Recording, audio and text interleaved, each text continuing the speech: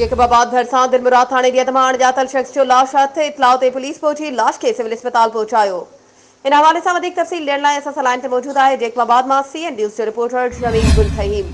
जी जमील गुल, तफ़सीलन खां आगाह कजो।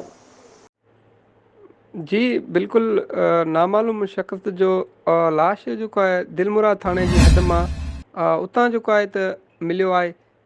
पुलिस खे जेके उतां जे माण्हू जेके आहिनि उन्हनि ई जेको आहे त दिलमुराद पुलिस खे जेको आहे इतला जेके उन्हनि कया त नामालूम जेको शख़्स जो लाश आहे उहो जेको आहे जा वारदात ते पियो आहे। पुलिस दिलमुराद जेका आहे देरि सां जेका आहे उते जा वारदात ते जेका आहे हिन वक़्तु पहुती आहे।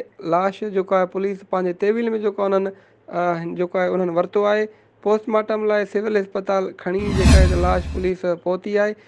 जेको अव्हांखे इहो ॿुधाईंदो वञा त जेको नामालूम माण्हू जो लाश जेको आहे त उनजी जेका सुञाणप ज़रियनि खां जेको आहे मालूमात जंहिंमें थियो आहे साजिद अबड़े तरफ़ां जेका कई वई आहे।